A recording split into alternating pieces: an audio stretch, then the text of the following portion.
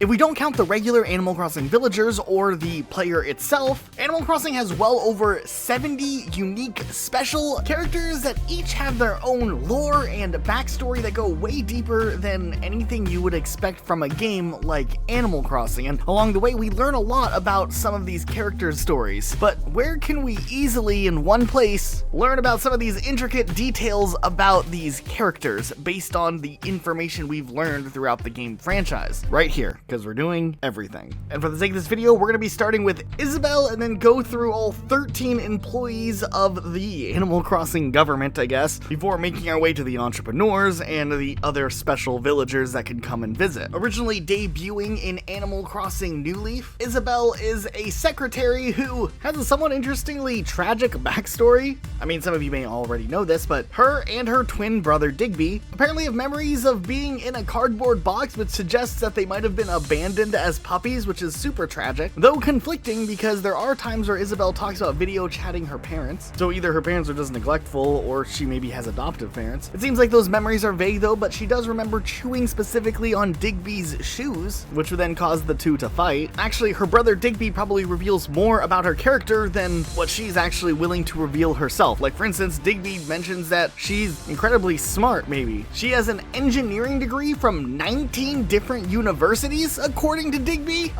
What? But Digby has also shared that she has a terrible sense of direction whenever they're road tripping, and Isabelle's even revealed that she still has a bunch of cardboard boxes littered around her room and is embarrassed to let Digby, who is apparently a neat freak, see her room, which does fit into Digby's role as working with the Happy Home Academy. Apparently, Isabelle also wears contact lenses. In Happy Home Designer, she suggests that she actually has a band after a player completes designing the concert hall. She seems to watch TV whenever she does go home, which, where does she live, by the way? Is it behind this door in resident services? She also can't always find a missing sock when doing the laundry, and in Happy Home Designer for the 3DS, she'll mention having some maybe borderline trauma from a bad mayor who moved into the town and then just like left for 2 years. It's probably an Easter egg and not to be taken seriously, but it is funny to think about. Actually, she may also have a preference for whiskey as her drink of choice due to this rare Japanese-only English lesson crossover with the character, and she explains the difference between whiskey and whiskey. It's probably not canon, but it could be. Blathers, on the other hand, is kind of interesting because we actually get a lot of lore and backstory about him, specifically in Wild World of all things, but we did find a lot about him across all of the games. Now, obviously, because he's an owl and nocturnal, we often will find him sleeping during the daytime, but wide awake during the night. As a child, he was actually raised in a city and lived in his parents' house with his sister Celeste. After finishing his main education, he then attended university and actually earned quite a few degrees. However, he kind of sometimes laments that he never fully went on to get his doctorate. He was working on getting a doctorate degree. However, one of his professors actually approached him about an opening for a museum out in the countryside, as they needed a director and curator, and thus Blathers actually took on the position, leaving his doctorate plans behind. While sometimes he has some remorse for not being able to complete his doctorate, he did explain that he doesn't feel bad about taking the job. While originally he always wanted to be an archaeologist and an adventurer, he still seems to enjoy his position and eventually does complete his doctoral studies, as in later Animal Crossing games he has the ability to identify fossils. Also in Wild World, he admits that he's in just his mid-20s at this point, one of the few Animal Crossing characters to actually mention their own age. And of course, we do know that he has this insane fear of bugs. This fear actually comes from when he was a child. A mantis egg ruptured on his desk, which caused like thousands of mantises to fly out of the egg and terrify him. And when it comes to friendships with other Animal Crossing characters, it is a little bit interesting. Now, of course, he is good friends with Brewster and has even talked about how it was his idea to have his old friend Brewster come over and open up a coffee shop in the museum, and later on he'll even praise the fact that the coffee shop addition has caused business in the museum to be doing really well. He does gossip a bit in Wild World,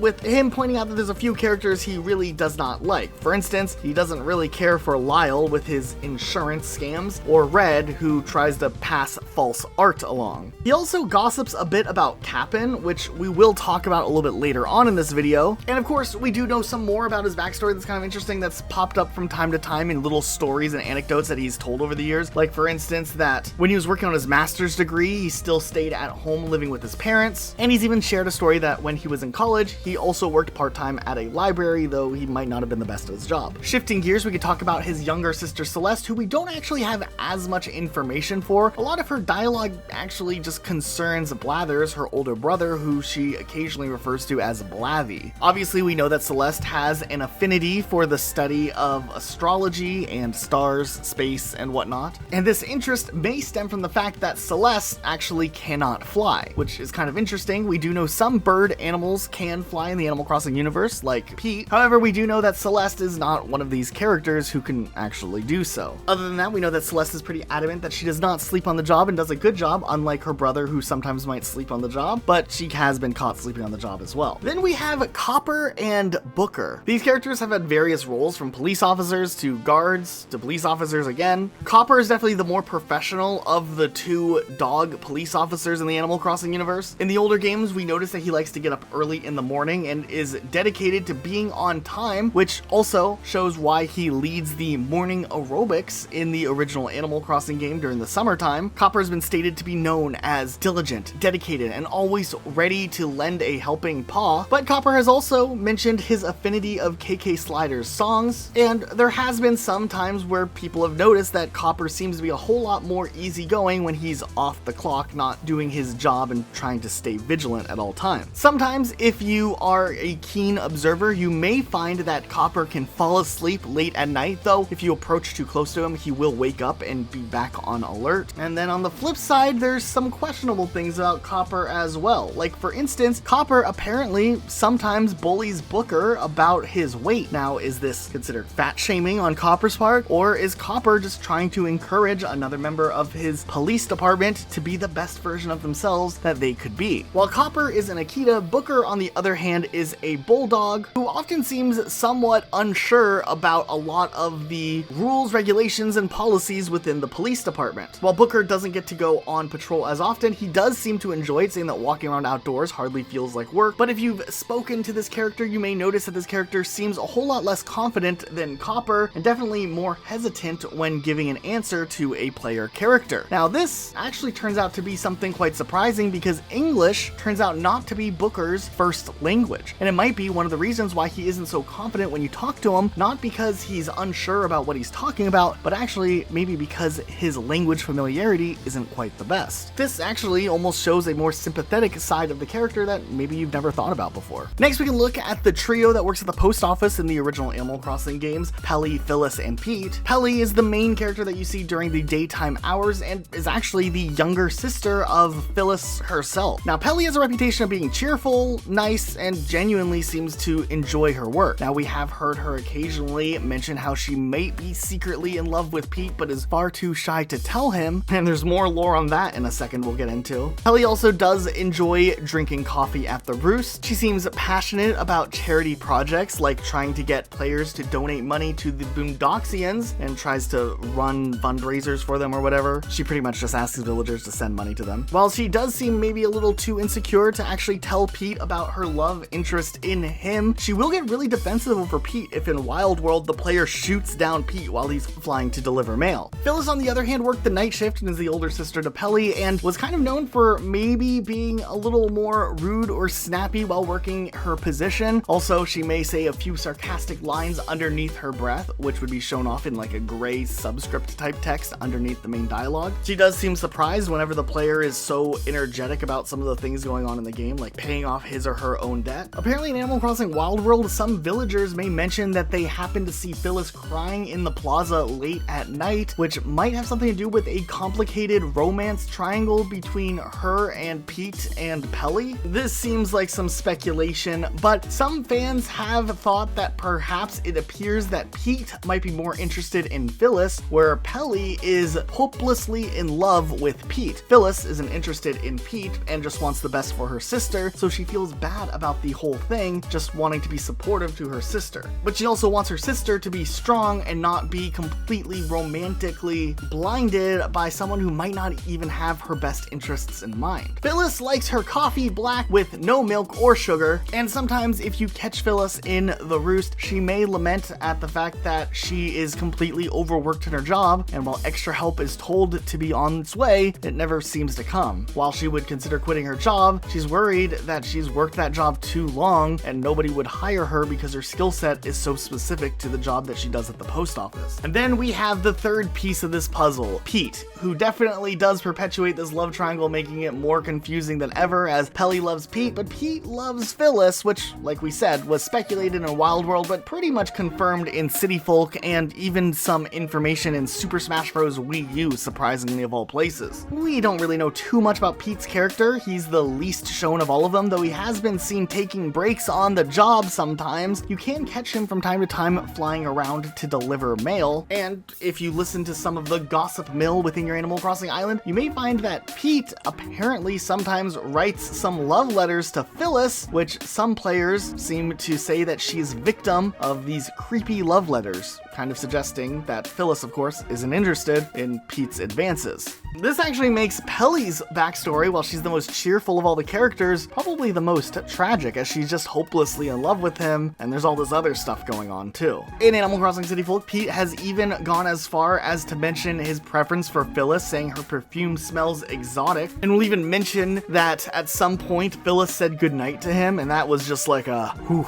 big moment for him. In Super Smash Bros. For the 3DS, it actually even states that he sometimes looks like he's in need of sleep, and that's not because he's working too hard. He's thinking about his crush on Phyllis that keeps him up all night. Yikes. But what about Tortimer? He was the mayor for 3 games, and he had an island in the 4th and an RV in the 5th. Tortimer is really interesting because he does seem like a mayor who's very involved in his town. He goes to all the events, he makes sure there's something going on, and he does seem very nice and polite at first. Don't get me wrong, I'm not necessarily saying he's a maniac, but when we start looking into the lore a little bit more, there's always these little red flags that pop up. But his general character is, of course, very friendly, very nice. He even gives the player gifts all the time. Now, things are a little interesting. Starting with the anime, he does seem to be maybe a little egotistical at times, really just reminding everyone that he's the mayor type vibe that kind of goes on with him. And then this kind of bleeds over into the games as well. Like, for instance, on Nature Day, he will remind the player that he's the boss. He'll be like, Mother Nature, Father Mayor, you know, because he's the mayor,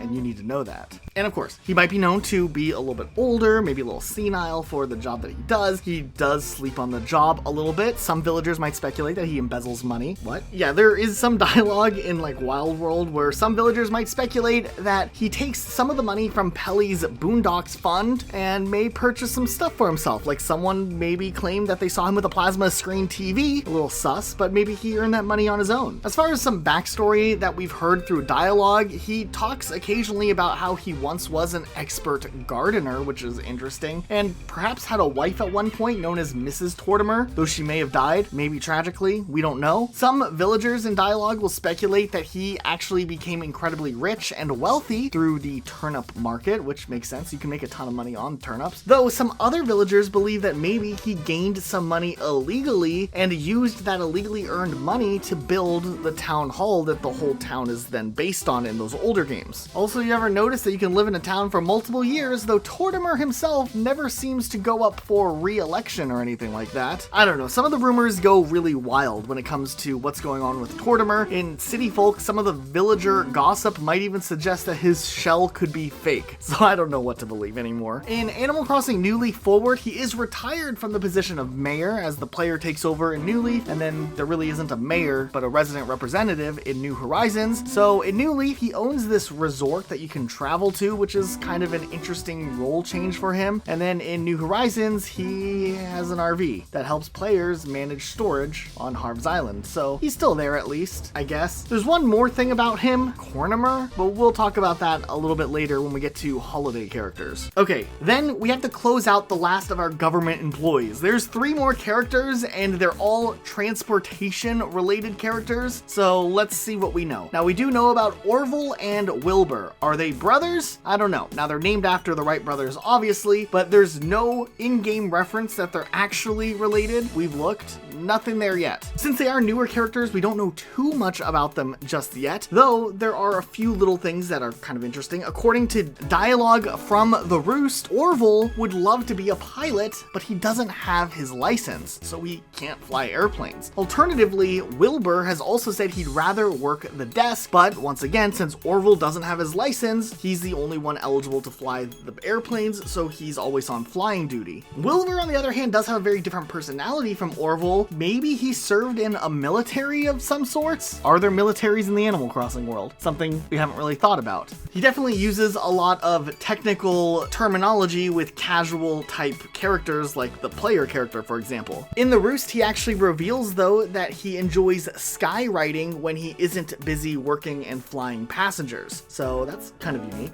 And then there's Porter. He's the monkey that was in charge of the train in the original game, and then he came back in New Leaf and was in charge of the train again. We don't really know too much about him because his dialogue in the games are always so specific to multiplayer connectivity. Though in Super Smash Bros. 3DS, there is a line saying that he'll make sure you get to where you're going. He might lip out sometimes, but he's a decent guy. And don't worry, you'll never catch him monkeying around on the job. So does that suggest that he might have some random explosive anger issues? We don't know.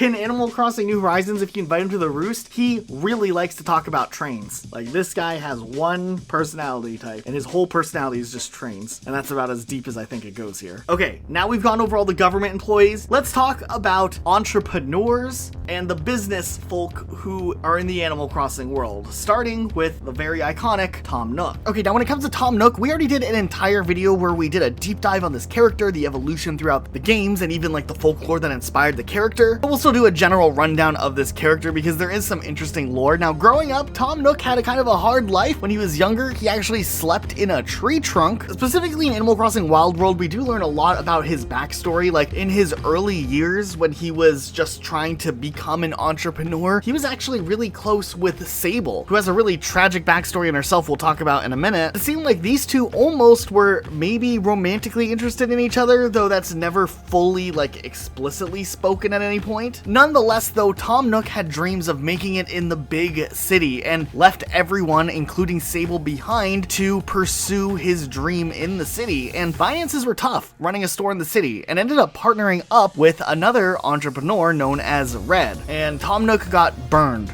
really bad, like fully just threw everything away that he had. Somewhere in the process of Tom Nook's trust getting completely destroyed by Red the Fox, it changed him, and essentially he returned to the smaller town, but was different, a lot hardened. And this was something that Sable mentioned, that he wasn't the same Nook anymore. But his time in the city wasn't all that bad. While he was there, he did find Timmy and Tommy on the streets, and they were just like abandoned or something, and he ended up choosing to take them in and raise them as his own. Yes, Timmy and Tommy are not Tom Nook's children. They're not related in any way, nor has Tom Nook ever been married. He actually laments the fact that he hasn't been married and that people assume that he had been married because he has Tommy and Timmy around, but he's still ultimately a bachelor, and at least in the time of Wild World, wasn't really the most happy about it. But this character has changed over time, becoming a lot less hardened, a lot friendlier, and more compassionate in later games. While he always was willing to help people down on their luck and give them loans for houses or whatever, with a flexible repayment timeline, Tom Nook became less of an authority figure in the earlier games and more of like a relaxed and wise confidant that anyone can rely on. Timmy and Tommy obviously have this interesting story, of course, because Tom Nook took them in when they were younger. They grew up under Tom Nook's watch and grew to become their own little entrepreneurs. Now, according to Tom Nook himself, the two can be distinguished as one has a mole on their paws, though we don't actually know which one is which. Also, another way to tell the difference is that Tommy has a slightly higher pitch than the voice of Timmy. Also, in Animal Crossing New Horizons, while Tom Nook has stated that they're not related, he does refer to them as his nephews, probably because of the familial closeness that they all have. He sees them as his pupils and himself as their mentor, and just wants the best for them and tries to teach them everything that he knows. Also, it's worth noting that Timmy is the older brother of Tommy, if that matters to you. Then if we look to the Roost, we can see Brewster, who's a very interesting character in himself. He doesn't talk a whole lot across the games. He is known for being a quieter character, but probably is a really good listener considering the fact that so many characters go to the coffee shop and then confide in him a whole lot of lore and backstory about each character's personal life. There was an interesting time where he felt a competition from other coffee shops around, like one in the city, and considered how he might need to change up his coffee shop shop to be able to compete, but ends up sticking to the things that he knows and loves the best. At the end of the day, he just wants to make good coffee, and he thinks that if that's enough, then people will come back, and they surely do. Occasionally, he will say that he uses pigeon milk though, which is a questionable practice to say the least. On his free time, it seems like he does like to collect gyroids, as we see in Animal Crossing New Horizons, and even has a gyroid styled after him. He does seem to be really intrigued also by villagers' coffee preferences and how they feel about the exact temperature of the coffee. He enjoys music, as we've seen in many Animal Crossing games that he's hooked KK Slider up with a place to play when there weren't designated spots in some of those older games. And we've learned from the lore that he also has been good and long-time friends with Blathers, who runs the museum. And then we get to one of my personal favorite characters that seems to be forgotten, Digby. I mean, he was supposed to be like a major mainstay character, and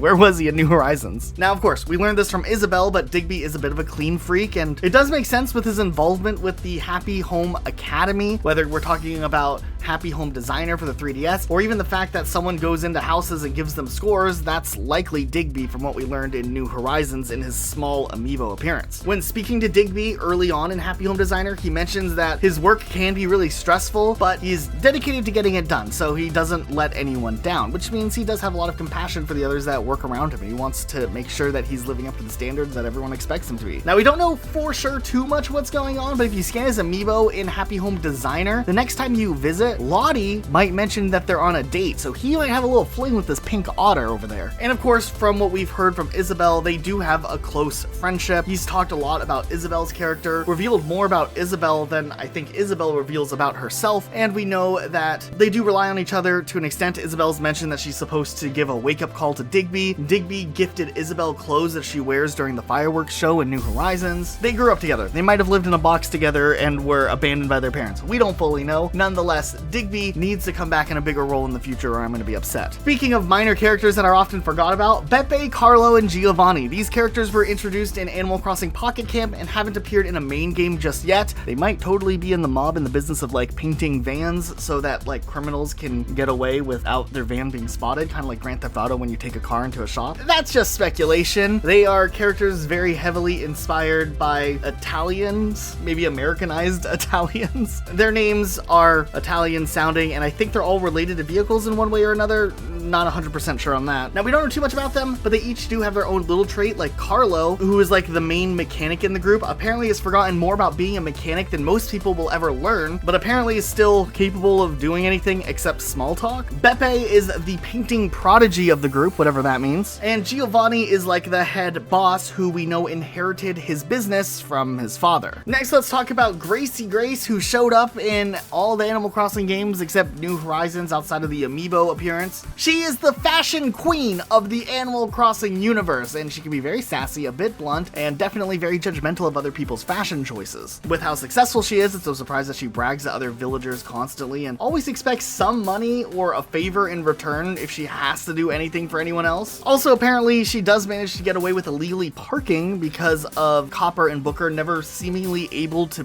bust her whenever she does show up in a town. She's been known to demand other villagers clean her car, which is kind of clever. Also, she does seem to be friends with some of the Able sisters, and she likes stopping by their store from time to time, and of course we do know that she does develop a close relationship with LaBelle, the third Able sister. We do learn from a line of dialogue that her real legal name may be Gretchen Grunch, but she will deny those claims till the end of the line. And as maybe difficult this character may seem from the outside, she does obviously have to care a little bit about the actual fashion industry, because she does choose to hire on LaBelle as an apprentice in Animal Crossing City Folk and lets her run part of the fashion boutique, and this ends up spiraling off to launching LaBelle's own career, which is kind of cool. Now, when we're speaking of LaBelle, let's go ahead and just talk about all of the Able sisters, because they've come up a couple of times now in the larger lore of characters. Now, the Able sisters did face a challenging upbringing after their parents passed away when they were young. Sable took on the responsibility of caring for the family, while Mabel was way too young to help or remember the circumstances. At one point or another, Label, the third sister, ended up having a falling out with her sisters and ended up leaving the family to go into the big city and try to become a fashion designer, adopted the name Isabelle to start fresh. Though later on she did try to reconnect with her family, sending letters back home, which actually made Mabel feel quite a bit depressed. In Animal Crossing New Leaf, if you talk to Sable enough, you will learn that the family ended up reconciling, which is really cool, and Isabelle ended up working with the Able sisters for a while in like an accessories department before moving on to focus on more research in the fashion industry. Label, or Isabelle, is the middle of the three children, and we see her personality has changed from the more standoffish approach she had in the original to being a lot less reserved in later games. Then there's Mabel, who is the youngest of the sisters, but the face of the Able Sisters store, the one that helps all of the customers. Her favorite pattern is the gingham pattern, which you can tell by the apron that she normally wears. And since she was so young when her parents died, she doesn't remember her parents because she was mostly raised by her sister, but occasionally we'll talk about some fun times that they had and memories that she had growing up with her sister. Sable is definitely the more in-depth character and the more reserved character of the three sisters, preferring the quieter lifestyle out in the country, and she's very standoffish. It takes quite a bit for a player to warm up to the character, but you can have a deep friendship with this character. Now, of course, we did talk about her potential relationship that she might have had with Tom Nook at one point, but was left behind by him. But they did have a very close friendship even back then in those earlier days when she was dealing with the hardships of mourning the loss of her parents and the responsibility of having to raise her two sisters. She's even mentioned that Tom Nook moved away into the city towards the beginning of the year, which means in January it could be extra depressing for this character. And in some of the games, she's even spoken fears that maybe Mabel one day might leave her too, just like their third sister Isabelle did. Also, apparently behind closed doors, she sometimes gets into heated arguments with her sister Mabel. It is interesting. Sable's one of the most interesting characters in all of Animal Crossing and a personal favorite of mine, just because of the amount of depth that this character has written into her. I mean, her parents passed away, one of her sisters abandoned her main love interest abandoned her, and she fears about losing her other sister as well. Like, there's like some depth there and some interesting character development in the background. Okay, now let's shift gears and talk about Harriet, who runs the salon in Animal Crossing City Folk. This character is interesting. She has like two phases, the pre-hippie phases and the post-hippie phases. Now, apparently Harriet is French. That's the reason why she wears this red, blue, and white apron. She's a rather cheerful character. Interestingly enough, she doesn't like coffee and never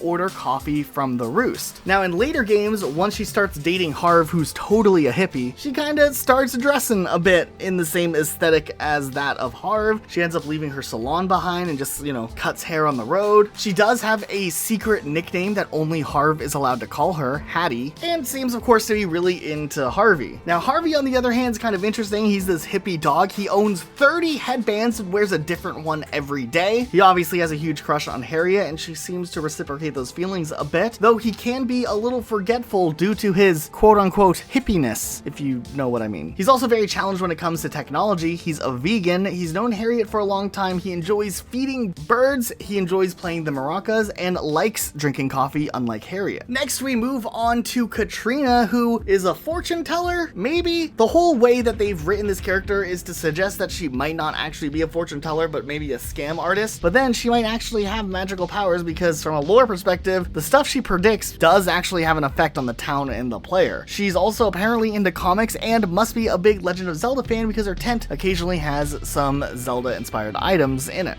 Kix, on the other hand, is interesting. The building that he sits in front of in Animal Crossing City Folk actually used to be owned by Brewster, but he had to close it down because of bad business and it's all boarded up now. In his first appearance, he was just a simple shoe shiner trying to get a start with his own business. He also did some time selling shoes and selling rocks as well. Also, if we were to look at the accent that he has, it suggests that he might be from East London if there was a real world location associated with where this character is from, kind of like Harriet in France. Next up, we can look at Reese and Cyrus from Animal Crossing New Leaf. Now, one thing that's interesting that I never noticed until I was doing research for this video is that if you take the first couple letters of Reese and the first couple letters of Cyrus, it's Re-Cy, like recycle, which is their whole like gimmick in New Leaf. Kinda clever. Now, we know for a fact that in New Leaf that these two are dating, and Reese refers to Cyrus as Psy Guy often, or her Psy Guy. Cyrus is obviously overworked and Reese worries about him. He can be seen sleeping at the retail in New Leaf, but even in New Horizons, Reese still seems to worry about him being overworked. They did eventually get married in June 2020 after Animal Crossing New Horizons released. One thing that's interesting is that both of these have been known to get jealous over the other at times. Like, apparently Reese gets a a little suspicious or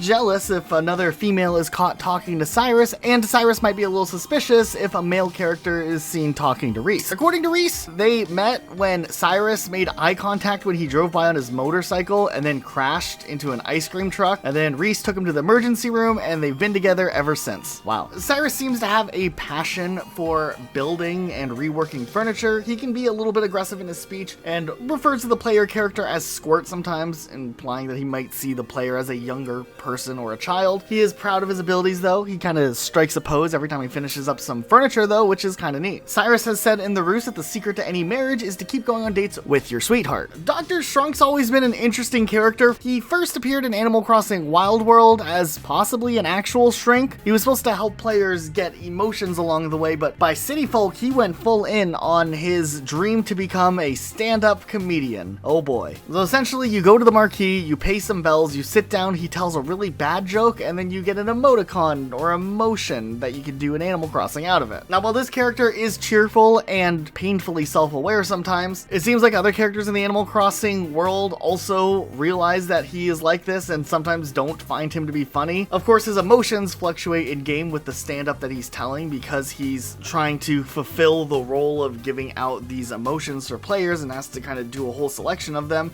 But I mean, yeah, he wanted to be a comedian and here he is. Now, through dialogue found in his stand-up comedy and some of the things that he says in Club LOL in Animal Crossing New Leaf, the club that he's in charge of opening up randomly, he might have a wife, and his wife may or may not, if she's real, treat him poorly. But he also mentions at other times that he has a son and a daughter, and it is possible that he has them, but it's also possible that they're made-up characters just used for his stand-up routine, because we also know for a fact that he has borrowed some jokes from another in-universe stand-up comedian, Frillard, a character who we know even less about. He never had an amiibo figure, so we can't invite him to the roost later on. He might be dead for all we know, but while we don't know too much about Frillard, we do know that Dr. Shrunk has borrowed a joke from him from time to time. Also, while we're at it, Dr. Shrunk's favorite food is cake, and while he opened up that cool club in Animal Crossing New Leaf, sometimes the gyroids will come and kind of get up on stage at the club. He actually mentions in dialogue that he didn't put them there, they just randomly appeared out of the blue one day, and he thought it was bizarre. I think that's absolutely terrifying that these things just like got up and walked there. How is this happening? Why is no one talking about this? Also, while we're at it, he's an accomplished author, and he also has some stand-up specials under his belt as well, though they might not be actually good. You know, Leaf, he's been in a lot of Animal Crossing games, though we don't actually know too much about his own personality. I mean, his official descriptions actually just say that he's not lazy, despite the fact he's a sloth, but his name in Japanese literally translates to lazy. So yeah, we do know he knows a lot about plants, and he likes to apparently go to the museum just to sit in the bug exhibit with the plants. Okay, kind of weird. According to dialogue from the character Lyle, Leaf is very passionate about keeping the town weed-free, and even gave an inspiring speech to him, Tom Nook, and others about the importance of keeping the island weed-free. I do have to wonder if Leaf appreciates or dislikes Harv's hippiness over on Harv's Island. Okay, we can switch gears and talk about Luna, but not much is known about this character other than her birthday's on Leap Day. She appears to appreciate sleep when we do get to talk to her and understands the therapeutic effects that good sleep can have. In the roost, she'll mention that she likes decaf coffee because she wants the ability to sleep well, and in Japanese folklore, we do know that tapirs are known for eating dreams, which is kind of ironic because according to Katrina, the fortune teller, she's stated before that Luna might have insomnia, which is caused from her tendency to have recurring bad dreams. It does make us wonder what battles Luna is secretly fighting that nobody knows about. Okay, next up we have Lyle, and in Animal Crossing New Leaf, Lyle mentions that he has a history of frequently changing jobs and finally decided in on working in the real estate market to avoid stressing out his family. But we do know from older games there was a time where Lyle likely was a pretty big con artist before he turned over a new leaf, pun intended, and walked the straight path doing, you know, like non-criminal activities. In the older games, he would sell fake insurance to players, like scam them for a very high dollar amount, and the payouts whenever claims were made were always small or non-existent. We do know from dialogue that Lyle is married and he has 2 daughters, and he also has a niece named Lottie, who is a character that we see later on. Also, in Animal Crossing Wild World, there is this like subtle implication that Lyle works alongside Red in scamming people, with Red who sells forgeries of paintings, and Lyle orchestrating the day that that Red visits while also selling insurance for forgeries. Seems like a conflict of interest. Now, when he's asked about it, apparently Lyle downplays his association with Red, claiming they merely just know each other casually. Also in Wild World, it is interesting how other villagers can be really skeptical of Lyle's activities, and at one point, as we've talked about, he tried selling insurance to Blathers, which caused Blathers to freak out. In Animal Crossing Happy Home Designer, he does have a little bit of more wholesome role with the Happy Room Academy or Happy Home Academy, and he might come across a little bit as forgetful from time to time, but also can be a very talkative individual with the tendency to speak in almost like a salesman pitch type of way. Starting with Animal Crossing Happy Home Designer, Lottie was a new River Otter character introduced, of course being the niece of Lyle, and she would go on to become the founder of Paradise Planning, a company that specializes in creating vacation homes for villagers. You know, out of all of the Animal Crossing entrepreneurs, Lottie might be one of the hardest working ones, actually having a vision and seeing it through to the big growth that she maybe wants to see, maybe tied with Tom Nook, but man, she was able to take a small idea and turn it into a full-on enterprise. On top of that, she plans some events that players can participate in, like things in Animal Crossing Pocket Camp. It does of course seem that Lottie has feelings for Digby, who also works with the Happy Home Academy. She has occasionally been seen without any makeup on, which is interesting. She'll wear a gray bow and black shoes during this time, and Lyle has even stated that he's very proud of Lottie, but worries about her because she's wearing so much makeup. I don't know how that's something to worry about, but nonetheless, that is a line of dialogue that happens. Next we have Nico, also in Happy Home Paradise and introduced to Happy Home Paradise, meaning he's a newer character with less information about him, but still enough to make an interesting character. He is rather energetic. We do know that he's very familiar with the entire archipelago that's in the area, which is really helpful. He might lack some self-confidence at the beginning that does grow over time, and he's actually really good with DIYs and eventually shows the players some cool DIY recipes that he came up with on his own. Also, we know that Nico enjoys boating, as he has his own boat named Monkey Boat Express, and he was invited in a special event for Pocket Camp as a Happy Homeroom guest judge, which I guess that's kind of cool. Wardle's another character introduced in Happy Home Paradise that may seem to be more in his shell at first, and while we once again don't know too much about him, there are a couple of little things that are interesting. Of course, first of all, he is a little bit more quiet than the rest of the characters in Happy Home Paradise, but that kind of helps make him more charming. He also has affinity for birds. Like, it seems like he can be friends with birds pretty easily. I don't know, I think that that's interesting. He does seem to enjoy sitting at the beach listening to ocean sounds, and he also teaches players how soundscapes work, and apparently he just happens to be friends with DJ KK, a celebrity. He just,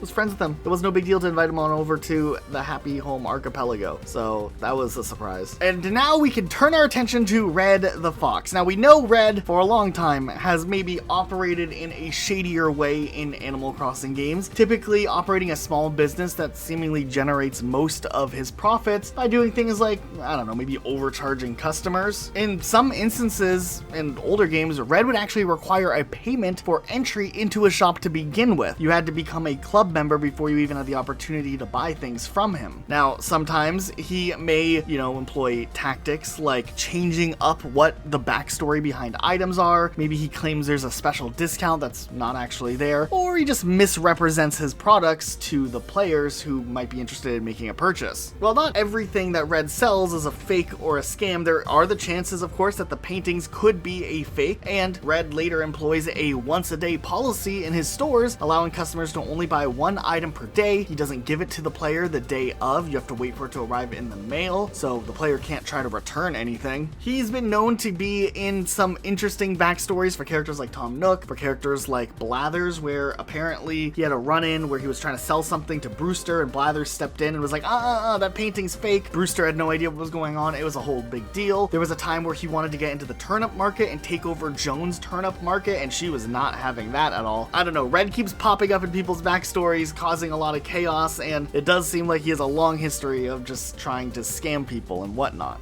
Okay, let's quickly talk about some holiday characters. Cornimer, is this an actual real character, or is it just Tortimer but with like an acorn on his face? I'm pretty sure this is just Tortimer, but just to be safe in case it is its own unique character, I feel like this whole character was made just for the sake of making some puns during acorn season in Animal Crossing. But hey, that's some dedication at the very least. Then for like the Thanksgiving time, we have the character Franklin, who in the first Animal Crossing game was kind of like super paranoid, sometimes hiding behind trees and whatnot, because apparently he was afraid of randomly getting eaten around Thanksgiving time.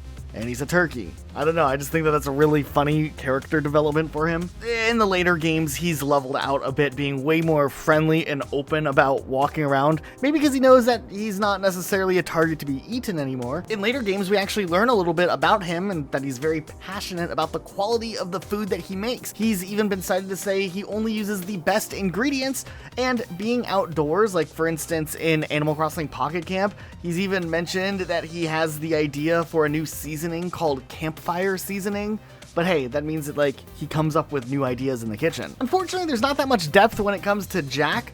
He's very confident in himself from what we have been able to see. He does think of himself somewhat highly, and he seems to have an obsession with candy. Maybe an unhealthy one, but we still don't know. It's funny with these little holiday characters, sometimes we can only pick up on one or two personality traits based on all of their dialogue across every game. Jingle is kind of the same way. He's obviously like the Christmas type character, though he does maybe come across as a little bit vain at times. Like, he takes the way that he looks very seriously. Apparently in some of the older games, if you actually talk to him on the right side, he would ask the player to talk to him on the left side because it's his best angle. It could be because his mouth is kind of aligned over to the side of his face instead of being like directly head on. But otherwise, this character comes across as pretty cheerful. Also, not really a backstory of this character, but it is worth noting if he's not wearing his Christmas hat, he has little bangs. I don't know, I think that that's the funniest thing. Then we have Pave, who's there during Festivale, and all we can say about Pave is he is fierce. He definitely enjoys dancing, celebration, being the center of attention. This dude has more energy in one single day than most of us have in 365 days,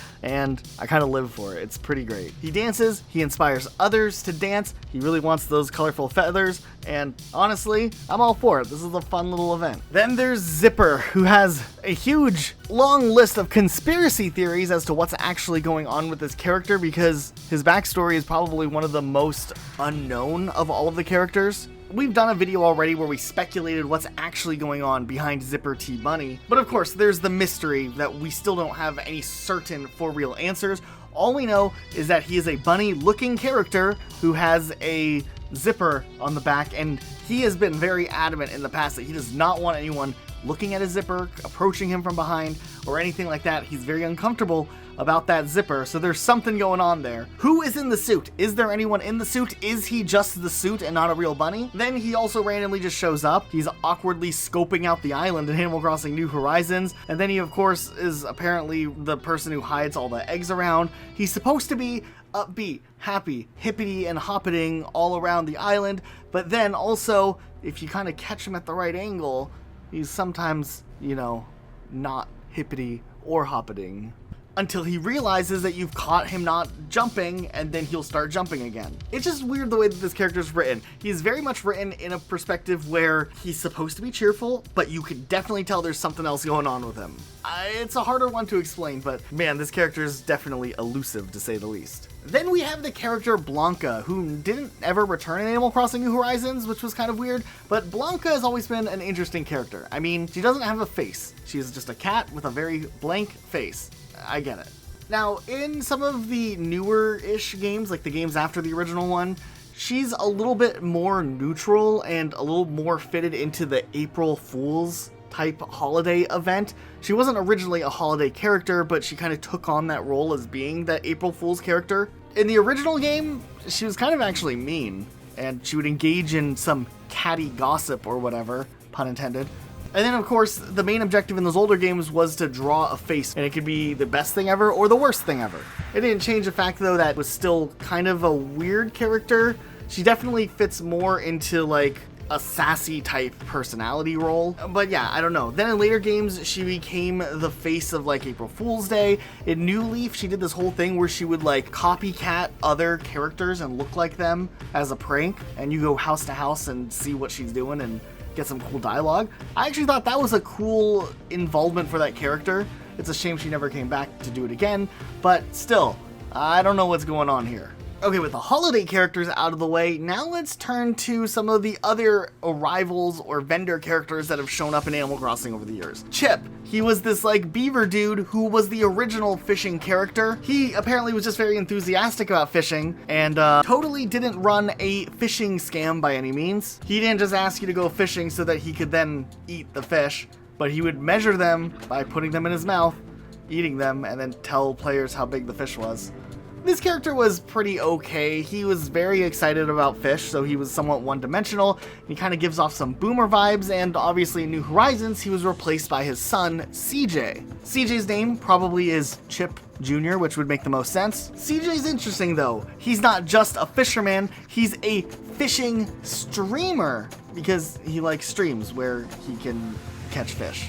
Wow. Now this dude is way more enthusiastic about fish and all of that. And he kind of follows this trope of like being that one Twitch streamer who's maybe a little over the top, like takes things way too seriously, but instead of gaming, it's fishing that he's into. I guess fishing is his game within a game. Now we do know he's also close friends with Flick, and I think that they're roommates or possibly they are romantically partnered up, though Nintendo has definitely danced around the canon status of that. It could work. Flick, on the other hand, is more mellow. He kind of gives off this cool punk undertone, but once you talk to him a bit, you'll realize he's very hyper-focused on geeking out over insects. So he kind of has his like nerd side to him too. He's also very artistic, he makes models of bugs, and sees the beauty in insects. Now apparently, he has had some beef in the past with his dad, who is Nat from the older Animal Crossing games, who was the former Bug-Off character, and apparently they differ on their views of how bugs should be treated. It seems like Flick enjoys bugs and respects them, while Nat, you know, he enjoys bugs probably because he just wants to eat them.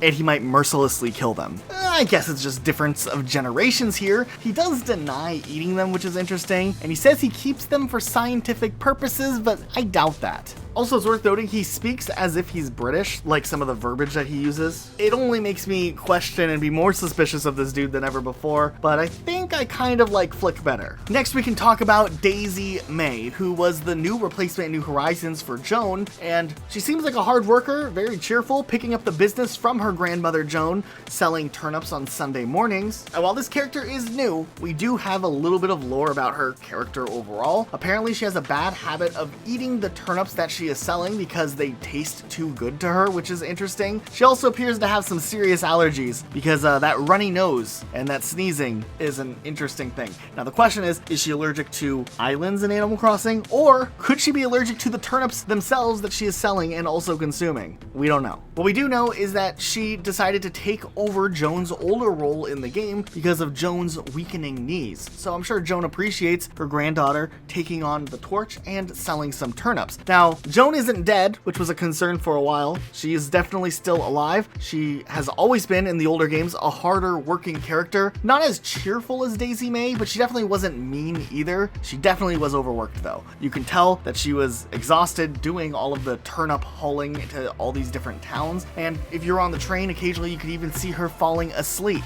She's gone into a rant in previous games about her dislike of Red the Fox, which we've talked about earlier in this video, and in New Horizons she shows up briefly in Happy Home Paradise. She's in the hospital apparently every single Monday for a routine checkup, and she's also mentioned the family farm, which suggests there are more people in the Joan Daisy May family, and maybe they run a little farm together, or maybe it's just the two of them. We don't really know. You know, for a character like Mr. Rossetti, who appeared in so many games and talks so much, so very much, you think we would know a whole lot more about this character, but we actually are still limited to the overall lore about this character. But but there are some interesting things that we know. Now, in the first game, he was very, very angry. In those early games, he was pretty unforgiving if you reset your game.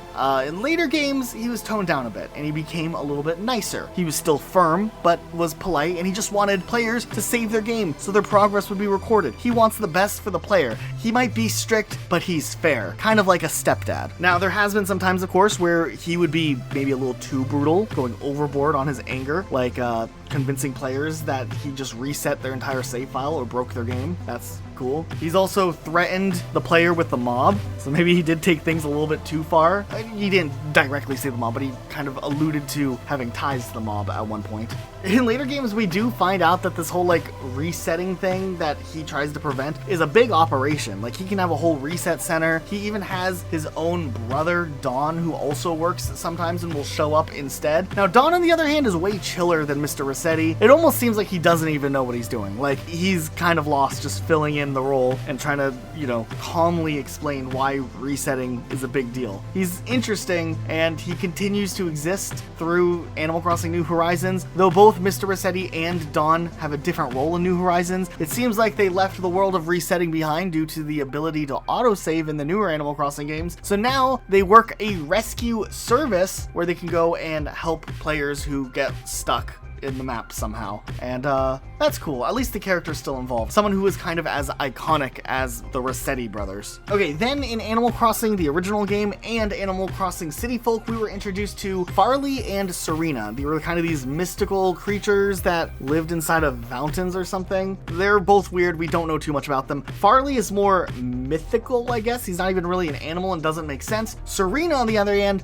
is more comedic, more sassy, kind of like what you would expect from an actual little chihuahua that lives inside of a fountain, but wants to know why people keep throwing axes and whatnot into her fountain. Why? Now, she will reward the player if they're honest, so she does seem to have a little bit of a chill side there too, but also an interesting character for like a one-off occurrence. Okay, next we have Gulliver and Gullivar, and this is interesting here because apparently they're not the same character. I don't believe it. I think they are the same character, but here's what we know. Gulliver is apparently really bad at swimming, which is insane because he's a sailor. Also, at one point, he dabbled in being an astronaut somehow. What is going on here? Now, either he's just very knowledgeable in Nintendo stuff and has this very interesting backstory, or he's a hardcore gamer, because he does make a lot of references to Mario and Zelda and some other games. But yeah, Gulliver's whole existence is always interesting. He washes up somewhere, he doesn't remember why he's there. He has referenced traveling all over the world, so we know he's a world traveler. We can't help but to wonder if maybe the reason that he is shipwrecked all the time is because his crew has called a mutiny and thrown him overboard. I see that as a very possible likelihood. Oh well, we'll just send him back with his crew after fixing his communicator. The other leading theory is that he is a raging alcoholic and is just hungover on the beach. I feel like that is an equally possible outcome for this character. Now, there are other fan theories out there that he is actually an alien, and we do know aliens exist in the Animal Crossing universe, so maybe he has ties to them, maybe he works with them. We still don't fully know. Nonetheless, this is kind of a weird character. Then we have Caitlin and Katie, and we don't know too much about these characters as they only show up every once in a while. We do know that Caitlin loves her daughter and is a good mother besides the times, she lost her daughter. Katie, on the other hand, is a little child that seems to have this problem of wandering off and getting lost and needs help from the player character to reunite with her mother. Apparently, she also likes gardening, so we have that too. And crying. I guess that's also a trait about her. Next, we have the musician himself, KK Slider, who obviously is a big musician. He dabbles in all kinds of genres if you look at his discography. It's actually kind of interesting. He is very free-spirited, and while he seems to maybe kind of have this vibe of just going with the flow, showing up whatever, he does actually give the player some really sound advice across all of the games. It's actually kind of a cool trait about this character. In the earlier games, he seemed to just be like a traveling musician, just kind of picking up gigs where he could go, but by New Horizons, he's pretty famous, surprisingly. Now, of course, he is good friends with Wardle. He may be aware that Isabelle, from time to time, has maybe shown to have some fangirl level crushes on him. Nothing that's really been explicitly explored, but something alluded to nonetheless. And of course, when he's not playing his guitar, he did pick up the gig of being a DJ also. So he does tours of DJ sets where he has his own remixed music playing, and pretty big. It was kind of a bigger deal in New Leaf and then later Happy Home Paradise, but hey, he does these cool concerts and they seem pretty hype. He's even done real live action concerts through like a hologram thing with Nintendo. Yeah, that's a thing. And of course, the biggest trait about him is he must be an avid nudist, because he's the only character in all of Animal Crossing to just wear nothing. Sometimes a hat. Okay. Now, Pascal is an interesting character. His role has changed quite a bit over the years. In more recent games, he just seems really interested in like underwater life. You can go diving and you can find stuff and give it to Pascal, and he's happy to have it. Now, this character though is more interesting because in the older games, he was very much this weird philosophical thinker. Like, you could run up to him and talk to him, and then he would tell you something just out there, and then he would just yeet himself off into the river. He definitely has like that laid back, maybe beach bum vibe, but with a deep philosophical thought. It makes his character interesting. Now, this is speculation, but I feel like he might share some of the hippiness with Harv, or at least maybe indulge in some hippiness with Harv when he gets the chance. He definitely enjoys saying the word man a lot, which, you know, kind of adds to this theory. Now, occasionally some villagers might reference that they think that Pascal was hit in the head by a soccer ball when he was younger, though this cannot be confirmed. And honestly, this character kind of low-key underappreciated. We don't know anything about Phineas. He's just this old man that shows up in City Folk and gives out balloons, and he shows up briefly in New Leaf for some like patches or something, but otherwise, character is just kind of nice. We know nothing about him, seriously. Oh wait, apparently in New Leaf, if you work at the coffee shop, he has the favorite preferred order of Kilimanjaro beans with lots of milk and 3 spoonfuls of sugar. We know his coffee order, that's it. For OGs of the Animal Crossing franchise, Rover is such a big deal of a character, originally being maybe the first character you ever actually had a conversation with in an Animal Crossing game. He had this role in the first game, the third game, and the fourth game, and honestly, he's a chill cat. He wants to get to know whoever's just traveling around. He wants to help them out and kind of hooks them up with their contact of the town that you're going to, Tom Nook. Honestly, you have to love the resiliency of the character Rover, because no matter what you say to him, you could be completely rude to him on this bus ride or car ride, and he will still take a liking to you and still want to help you out no matter what. And that says a lot about this character. In New Horizons, his role was reduced to just being on the Mayday tour at the end, but he was still just as pleasant as always. So yeah, kind of wholesome. Wendell is a very interesting character. He may be the hungriest of all villagers, even hungrier than the lazy villagers that only talk about food. This dude will get depressed when he's hungry and you talk to him even, despite the fact that, you know, he seems well fed enough with all that blubber that he has. Now, he does know a lot about fish and which ones don't taste good and which ones will cause sickness if you offer him certain ones, which apparently his mother taught him which ones are good and bad. Over the years, he's had a few different roles. He sometimes is a wallpaper salesman, he's been a traveling artist, but in the games he's usually related to like updating your textures with something new in the game. He's a play on the idea of a starving artist, but literally. Apparently he also enjoys sleeping besides eating, but that's why sometimes he's in pajamas and a nightcap. Nonetheless, because of his love for sleeping, he sometimes will be late for work or whatever he's supposed to be doing that day. He doesn't have a job, and he will run out of bed early and not put on clothes and just will travel around in his pajamas. So there's that. Wisp is a tragic character because he is number one in every game, no matter what his role is, terrified of ghosts. It's almost as if he doesn't understand that he is a ghost, and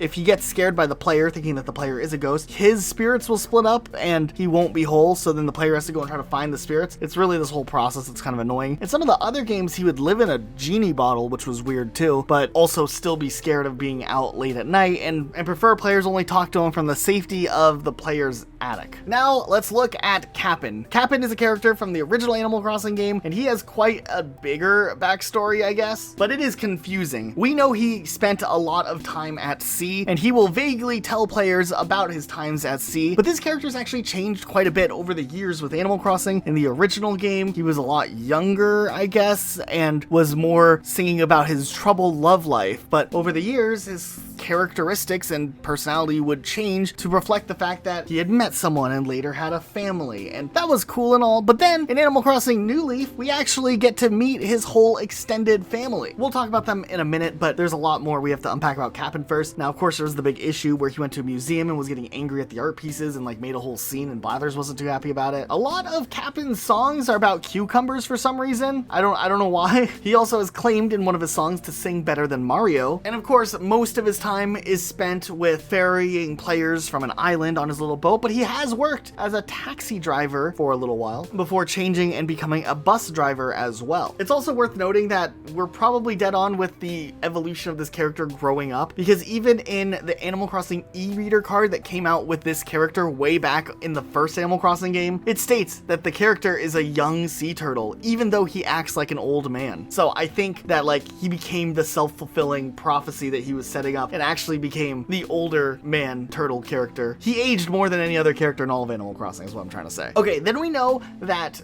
Cap'n has a mother who also lives on Tortimer's Island. Her name is Grams, and maybe this is where the trend of the family speaking like a pirate might come from, because she does speak with that stereotypical pirate-like accent. She also has a little souvenir store where she sells flowered-themed moo-moos. So there you go. Then Cap'n, who used to be a hopeless romantic, has a wife, Leilani. She's like a vacation planner or something, signing players up for island tours. And then together, both Cap'n and Leilani have a daughter known as Layla, who has a speech impediment, who will occasionally get her L's and R's and W's confused. It's probably not a speech impediment, but just the fact that she's very young and doesn't pronounce things correctly. Now, she does open up a little store where she'll buy things for very underpriced, but it's supposed to be, hey, adorable, it's a little kid with a store and doesn't know how to count money, though I think it's just a part of a bigger conspiracy scam. Yeah, I don't know, Layla's cool. Okay, and that is it. That is every single Animal Crossing special character's backstory and lore that we at least know of covered. Think I got everything? If I missed a piece of lore, please put it in the comments down below so it becomes an interesting place to read up on random Animal Crossing facts, I guess. But I do think I have a lot covered. Now, of course, for this video, we didn't go into the main personality types of all the 400 plus Animal Crossing villagers, since a lot of them are just copy and pasted. But if there was something really interesting from one of those worth sharing, you can also throw that in the comments down below. Thank you for watching this. Hey, make sure you're subscribed, notifications on. Most of our viewers actually aren't subscribed, so you can join the cooler side and subscribe by like clicking the button, or if you're on TV, clicking the button. Okay, thanks for watching. We'll see you guys next time with a new video.